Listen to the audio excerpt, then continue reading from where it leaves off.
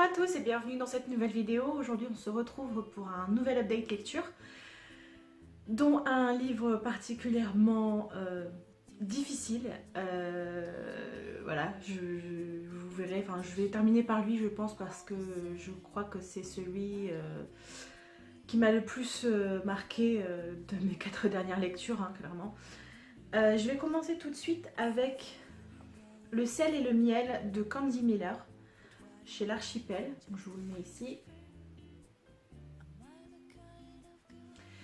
Alors là ça remonte un petit peu parce que j'ai fait d'autres vidéos d'ici à ce que j'ai terminé de lire ces lectures. Dans ce roman on va suivre deux points de vue différents. Donc tout d'abord le point de vue de Koba, qui est une jeune fille de 11 ans. Elle est issue d'une tribu nomade. Donc on suit sa famille aussi un petit peu. Donc il y a sa grand-mère, ses parents, voilà.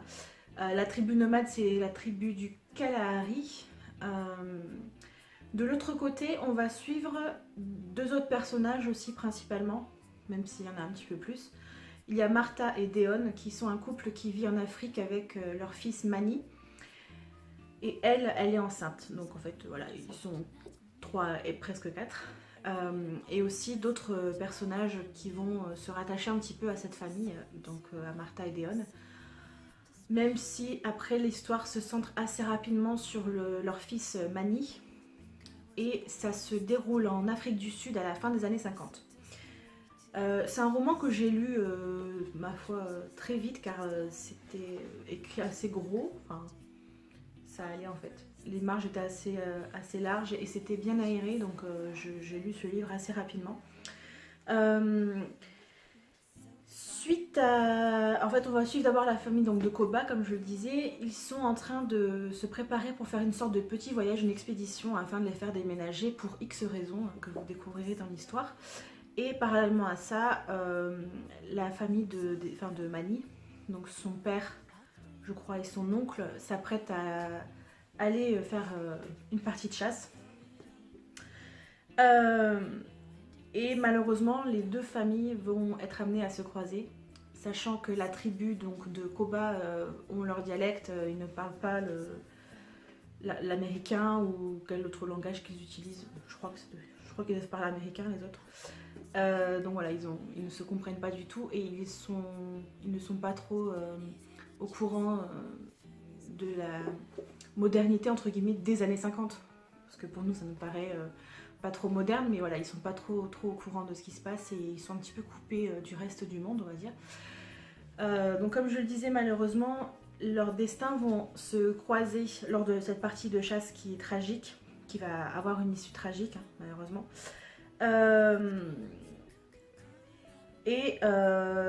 Depuis cet événement-là, en fait, le destin des deux familles va en être bouleversé. Et il y a la petite Koba qui va se retrouver à côtoyer un peu plus Mani ainsi que sa famille. Sans vous dévoiler tout ce qui va se passer, je veux juste vous dire ce que j'en ai pensé. Il y a des choses qui sont mais, tellement révoltantes dans ce livre. Parce que on y annonce clairement le fait que les hommes typés blancs, je crois pour la plupart américains, ne voient que par le profit des ressources qu'ils peuvent trouver dans d'autres pays et par leur manque de considération envers les femmes, ça c'est clair et net, et encore plus avec les femmes de couleur. Il y a un réel manque d'humanisme de la part de ces personnes, hein, enfin, donc c'est la famille blanche, hein, comme vous le doutez. Il va y avoir aussi... comment ? Faut pas que ça fasse un petit peu trop beau. Ça remonte un petit peu ma lecture, donc tout cela se passe avant l'arrivée de Kennedy au pouvoir. Donc comme vous vous doutez, même en Amérique, comme c'était un petit peu il n'y a pas que ça se passe en Afrique, mais comme la plus grande puissance mondiale n'avait pas encore évolué sur ces choses-là, vous vous doutez bien que dans d'autres pays, que ce soit en Afrique, en Europe ou ailleurs, les mentalités n'étaient pas mieux évoluées que dans la grosse puissance qu'est l'Amérique. Et il y a encore beaucoup trop de lois qui interdisaient aux personnes de couleur de côtoyer des personnes blanches. Notamment, là dans le livre, on nous parle d'une loi en particulier qui est l'interdiction pour deux personnes de différentes couleurs d'avoir des relations sexuelles entre elles, ainsi que la relation de, on va dire, domestique à maître, si je peux dire ça comme ça. Le fait même d'héberger quelqu'un en fait d'une tribu inconnue peut se révéler dangereux apparemment selon leurs idées de l'époque, hein, n'est-ce pas? Mais la maman de Manny, qui s'appelle Martha, a un petit peu un esprit déjà révolté et en contradiction avec les mœurs de l'époque, donc sachant aussi que son mari est plus ou moins commence à être plus ou moins d'accord avec elle. On sent chez cette femme déjà l'envie de faire évoluer les mentalités et elle est assez ouverte finalement par les événements qui vont se produire. Et elle tente d'éduquer son fils en fait dans le respect et la tolérance et l'amour du prochain surtout. Et il y a des scènes dans ce livre qui sont assez rageantes, voire qui m'ont donné vraiment bien la rage, les personnages qu'on a envie d'étriper. Et au final, voilà, c'est une jolie histoire qui se termine bien d'une façon, sachant que c'est pas forcément la happy end qu'on peut espérer dès le départ, mais j'ai trouvé ça justement super intéressant de prendre ce chemin, de ne pas faire dans la facilité. Et c'est pour ça que ça m'a beaucoup plu. Comme je vous disais, le livre s'est lu super rapidement. Alors peut-être que j'aurais aimé un tout petit peu plus de choses, encore une fois, sur le fait des lois, enfin comment faire pour arriver à passer outre tout ça. Car il y a un moment dans le livre, vous allez voir, enfin, je vais pas vous dire ce que c'est ni quand, car sinon il n'y aurait plus d'intérêt à lire l'histoire. Mais il va y avoir toute une espèce de, pas une enquête, mais quelque chose qui va faire que les personnages doivent creuser un petit peu plus pour essayer de passer outre les lois de l'époque. Et ça m'a beaucoup plu. Donc voilà, une bonne surprise ce roman, car je pensais pas apprécier autant. Mais comme ça se passe dans les années 50 et que ça traite aussi du racisme, bah, ma foi, c'est des sujets qui m'intéressent beaucoup. Donc je pense que ça se passe en 58 exactement, donc c'est pas très très longtemps avant tout ce qui concerne les lois raciales, etc. Enfin, vous voyez un petit peu de quoi je veux parler. Je vous renvoie d'ailleurs à la vidéo sur la couleur des sentiments, car je vous la mets ici en petit i, car ça m'a rappelé un petit peu aussi cette époque, bien que là on soit en Afrique. Je passe à une lecture suivante.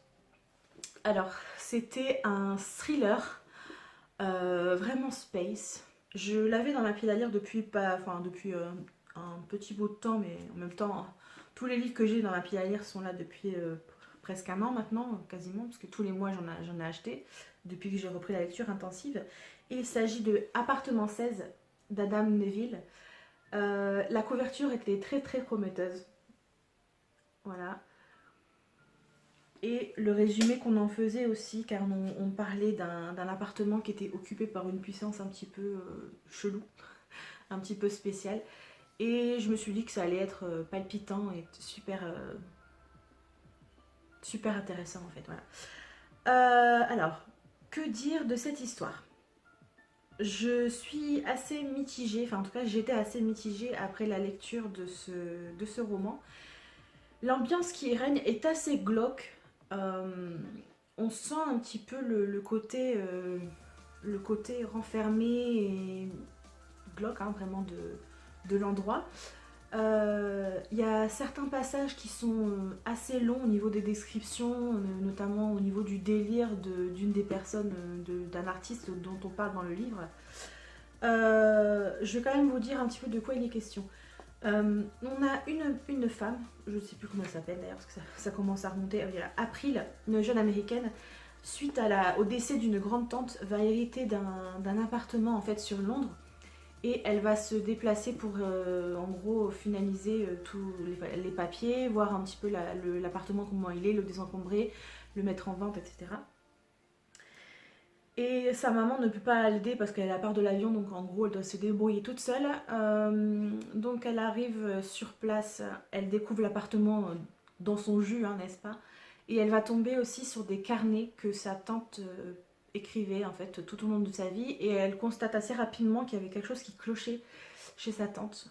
Car si au début elle avait juste des petites frayeurs de temps en temps en écrivant, son discours se transforme vraiment en un discours d'une personne qui est atteinte par la maladie, elle perdait la tête.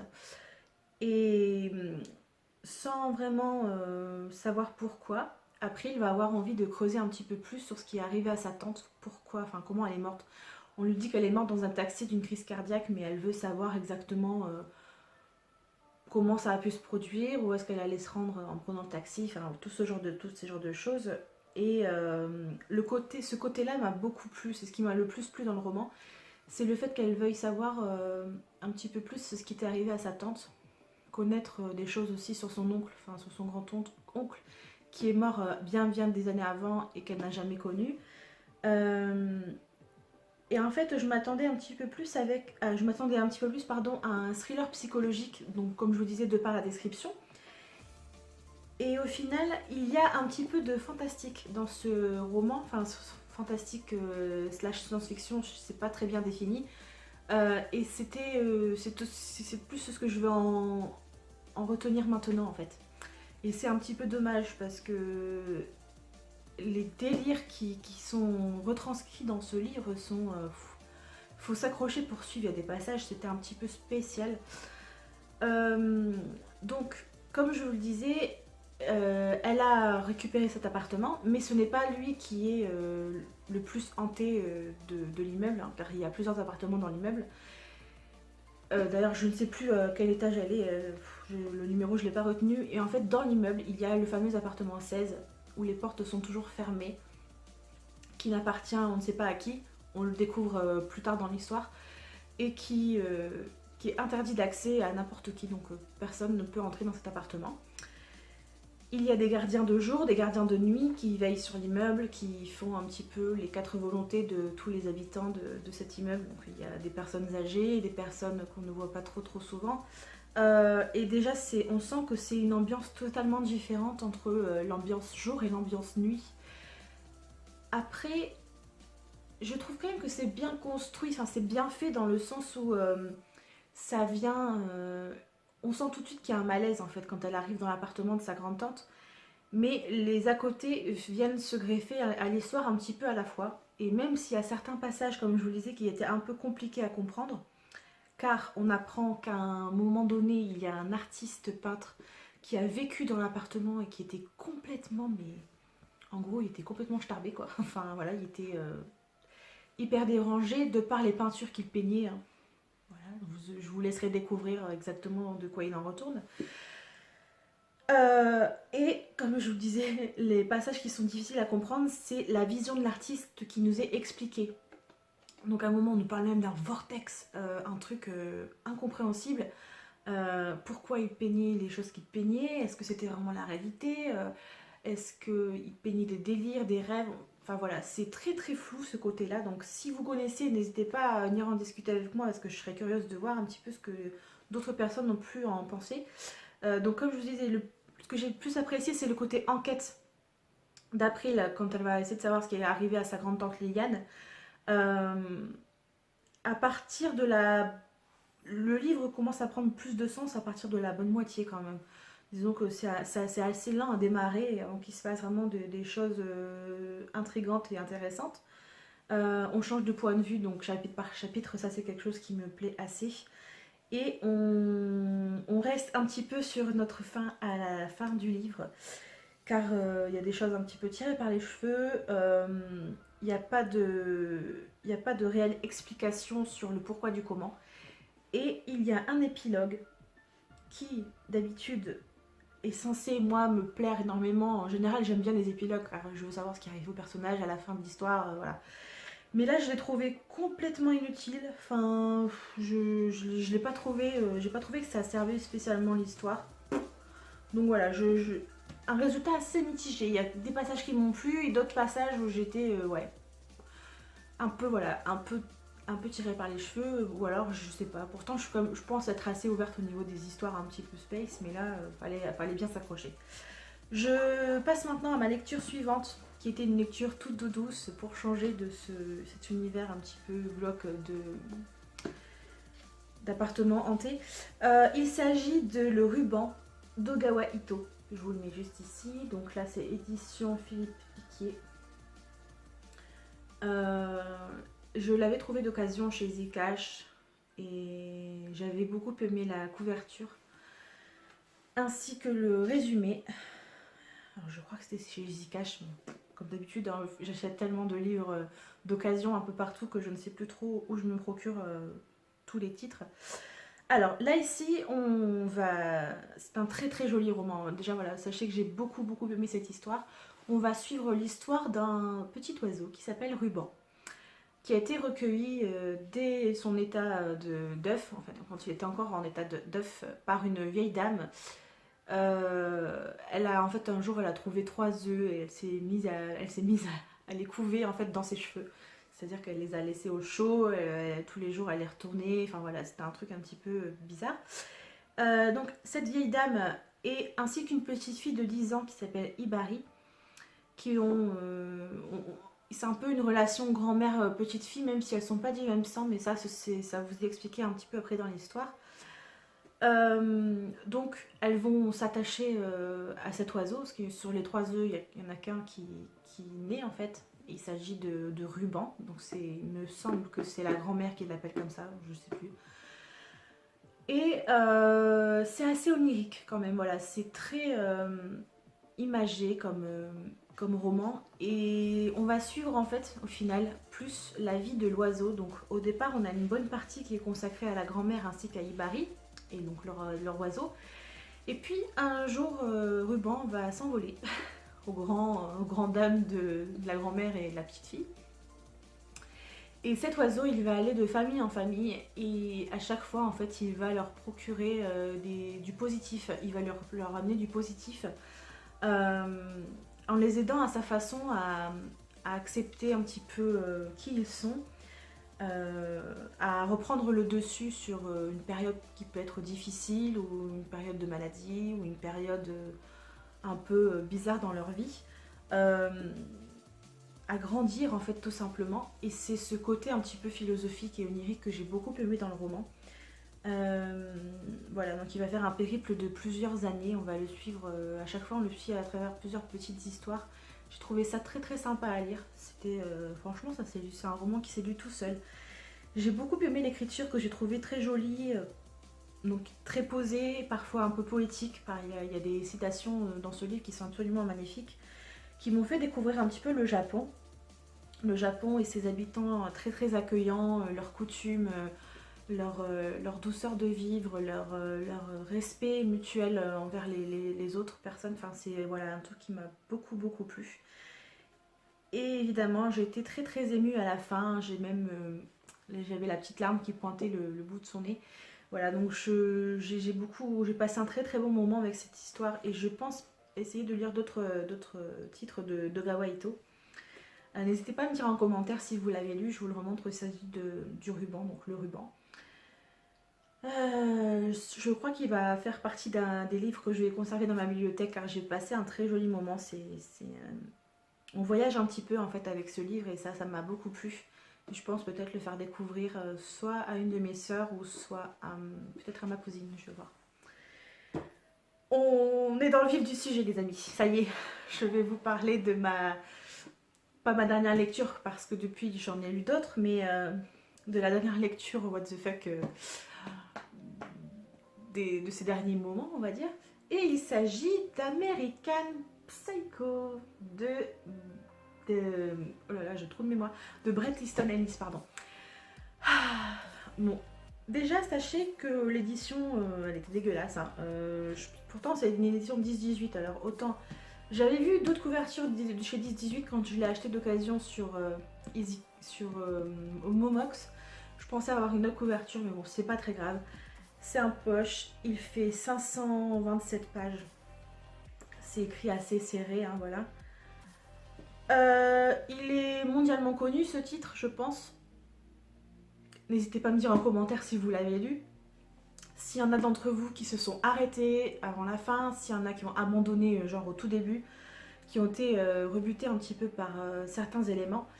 Je me suis fait en fait carrément une petite feuille, enfin une feuille avec des notes pour ne pas oublier les éléments principaux.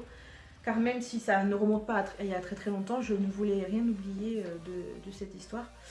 Alors pour ceux qui connaissent pas trop, en fait, on va suivre un homme qui s'appelle Patrick Bateman, donc Pat, ou tout simplement Bateman, dont on nous parle souvent enfin, qui est souvent cité comme juste Bateman dans le livre. C'est un jeune homme d'une vingtaine d'années, 24 ou 25 ans je crois. Il est très complexe. C'est un jeune youpi, on va dire, un type jeune youpi des années Trump. Il est associé à la Chemical Bank.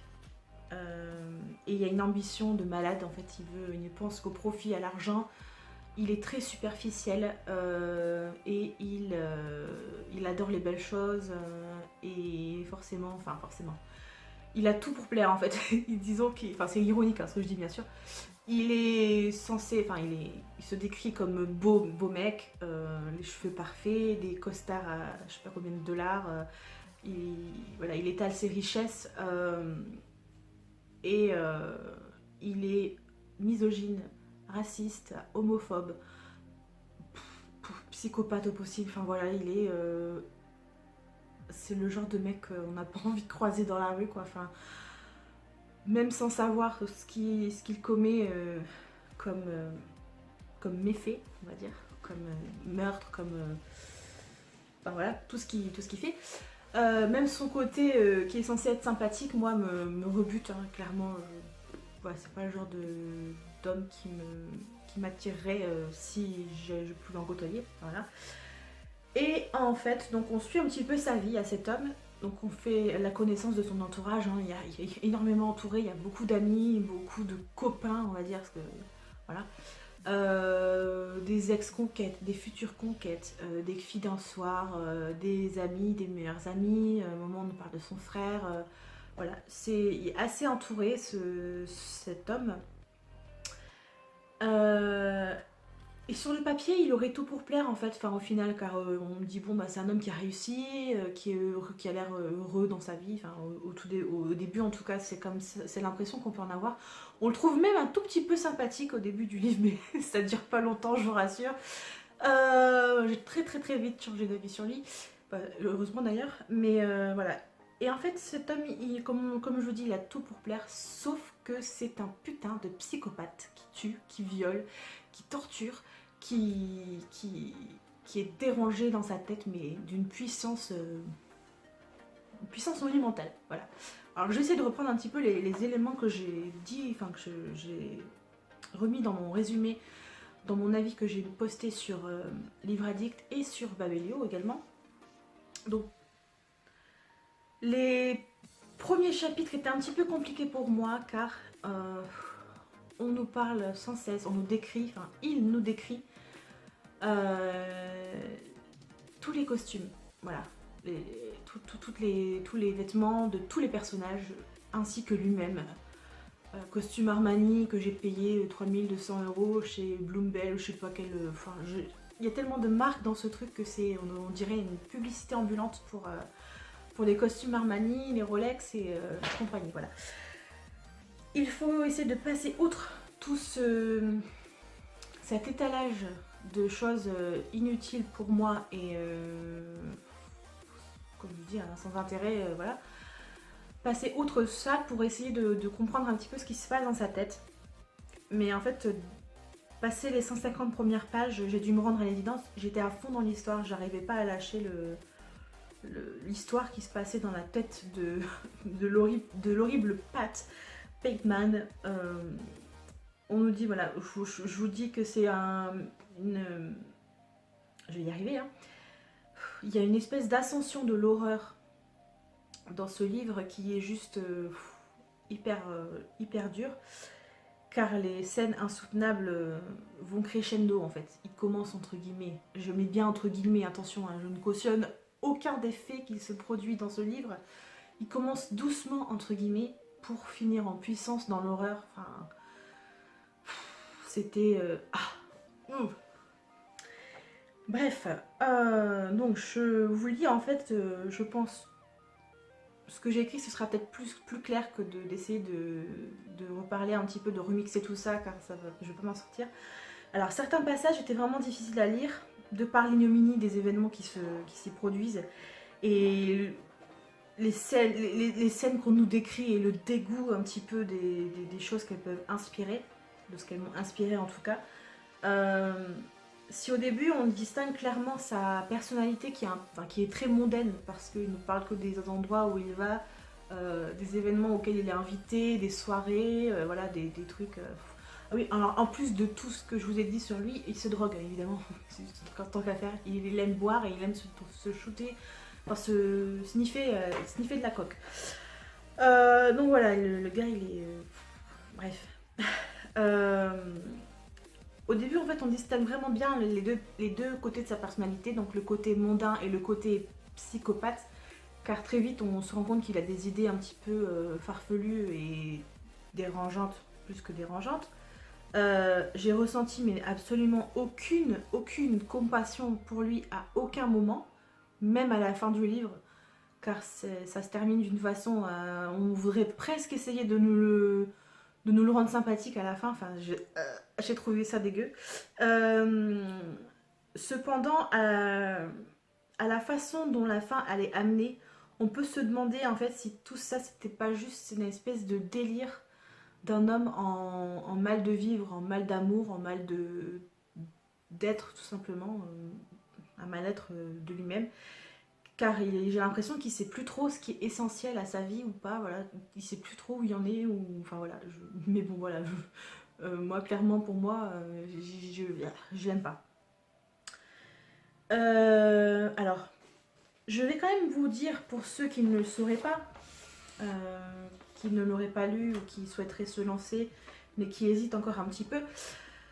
Dans ce livre, il est question de scènes de torture physique et psychologique, de viol, de violence physique et psychologique, de dépeçage, de cannibalisme à un moment donné même. Pour ajouter de l'horreur, le personnage, comme je vous le disais, il est raciste, il est homophobe, il est misogyne, il est antipathique au possible, il se prend pour le centre du monde. Et en fait, les scènes où il tue ou viole les femmes, parce que c'est principalement des femmes, mis à part les SDF, parce qu'il y a un truc contre les SDF aussi, je crois. Il nous donne tous les détails de ce qu'il fait. Voilà. Donc c'est pas juste, je vous donne un exemple, c'est pas juste, oui, cette femme, je l'ai poignardée à mort à cette reprise par exemple, non. C'est vraiment, j'ai lu l'horreur dans ses yeux, en plus après je lui ai découpé la peau, je lui ai ouvert les chairs, enfin voilà, c'est vraiment tout dans les moindres détails et il faut que vous soyez prêts, hein, clairement, car ça arrive, ça vous tombe dessus, c'est très, très particulier. Comme je vous dis, il commence entre guillemets doucement avec une scène un peu, une violence soft, entre guillemets, hein, toujours, pour grimper très très vite dans l'horreur en élaborant des plans toujours les plus ignobles les uns que les autres, car il prévoit évidemment ses meurtres à l'avance, hein, il achète tout ce qu'il faut pour. Donc des fois on nous dit aujourd'hui j'ai acheté un couteau de boucher, une paire de ciseaux, de l'acide, ok d'accord, déjà tu sais que le gars il est vraiment pas net quoi. Voilà. Et le pire en fait au final, à la fin je me suis dit mais dire que ça existe vraiment des tueurs comme ça, enfin ça a existé, ça existera toujours, heureusement, j'espère qu'il y en a de moins en moins, enfin on peut pas vraiment savoir. Mais voilà, on sait que ça existe malheureusement et c'est ça qui fout un coup au moral, c'est de se dire mais dans la tête de certains psychopathes ça se passe comme ça. Je vais pas dire pire car je vois vraiment pas comment on pourrait faire pire, je vois difficilement comment on pourrait faire pire. Tellement c'est ignoble ce qui se passe dans ce roman. Bref, comme je vous le disais, le côté rébarbatif, c'est le côté où il y a toutes les descriptions des tenues de chaque personnage, etc. Le fait de montrer ses richesses, le coût des choses, voilà. Mais c'est parce que l'auteur a aussi voulu dénoncer un petit peu le style de vie des yuppies, un petit peu ces golden boys de l'époque qui étaient prêts à tout pour côtoyer les milieux entre guillemets à la mode, les derniers endroits où on avait vu Trump, ou d'autres célébrités. Enfin, on nous donne aussi un nombre pardon, de noms effarants sur des personnalités, sur des connaissances de ce jeune homme. Quelquefois, c'est un petit peu difficile de suivre, mais bon. Il aime bien un petit peu se faire mousser, que les autres voient sa richesse. Notamment, je me rappelle d'une scène où il parle de sa carte de visite. Alors, il compare sa carte de visite à d'autres, à celle de ses amis qui ont utilisé un papier plus soft que le sien, ou plus brillant, ou qui fait plus classe, ou l'écriture, enfin voilà. On a vraiment des détails qui paraissent pas, enfin, qui ne sont pas essentiels à l'histoire, mais qui montrent bien la personnalité psychotique. Je suis pas médecin, hein, enfin moi voilà, je dis que mes mots à moi, mais en aucun cas je ne pourrais employer les termes médicaux. Mais pour moi, c'est une personnalité d'un mec. Le mec, il est psychorigide, quoi. Voilà, il faut que tout rentre dans ses cases, voilà, il faut pas que ses cheveux dépassent. C'est très très compliqué. D'ailleurs, il est très très susceptible à propos de ses cheveux. Le fait qu'il accorde tant d'importance à des choses si superficielles, ça annonce déjà une personnalité explosive et bien sûr superficielle, tout comme les choses auxquelles il accorde de l'importance. Cet homme, c'est une espèce de cocotte minute à rebours, une cocotte minute qui est sous pression et prête à exploser. Et à n'importe quel moment, il est prêt à dégainer une hache, de l'acide ou un revolver pour vous tuer sur un coup de tête, juste parce que vous l'agacez, ou parce que vous n'êtes pas belle, ou pas intelligente, ou parce qu'il y en a marre de vous parler. Voilà. D'autres passages dans ce livre qui peuvent être intéressants si on apprécie la personne dont il parle, c'est les côtés. Il y a plusieurs passages que j'ai dit, passages musicaux. C'est-à-dire qu'il va nous étaler sa science sur des groupes ou des chanteurs ou chanteuses de son époque. Enfin là, ça se passe dans les années 80, donc on nous parle de Phil Collins et de son groupe Genesis. À un moment donné, on nous parle de Whitney Houston. Donc ça m'a intéressé parce que j'apprécie beaucoup Whitney Houston. Donc forcément, les passages là ne m'ont pas dérangé. Mais c'est vrai qu'on pourrait se dire, mais qu'est-ce que ça vient faire là-dedans, quoi? Qu'est-ce que ça vient faire là, quoi? Donc comme je vous disais, il y a ceux-là. Et ensuite, il y a aussi Ray Lewis and the News. Donc c'est un groupe, je ne le connais pas, hein, je ne vais pas cacher. Tout ça, en fait, je pense que c'est là pour nous prouver qu'il est... Pour nous donner, enfin pour nous faire comprendre qu'il est, entre guillemets, cultivé et intelligent, et qu'il sait beaucoup de choses sur beaucoup de sujets, qu'il peut approfondir pendant des heures et des heures. Mais au final, ça reste... C'est un peu paradoxal parce qu'il peut aller en profondeur dans ces sujets-là, mais au final, ça reste... je sais pas comment dire. C'est superficiel, en fait. C'est juste pour le paraître. C'est juste pour se faire briller en société. C'est pas de la culture générale comme on peut avoir nous. On est content des fois de savoir des choses pour nous-mêmes. Parce qu'on peut de temps en temps s'en servir quand on joue à des jeux de société en famille. Ou je rigole parce que ça... Dernièrement, j'ai fait... Enfin, moi, j'aime bien les soirées jeux. Et c'est vrai que depuis que j'ai repris la lecture intensive, et ben, j'ai appris des choses. Et ça, c'est venu enrichir un petit peu ma culture générale. Et ça, c'est très très bien. C'est super positif. Parce que voilà, c'est pas fait, entre guillemets, on dit c'est pour briller en société, mais c'est aussi pour... Mais je trouve que c'est bien d'avoir de la culture générale. Après, tout le monde n'a pas le même niveau de culture générale. Il y en a qui vont...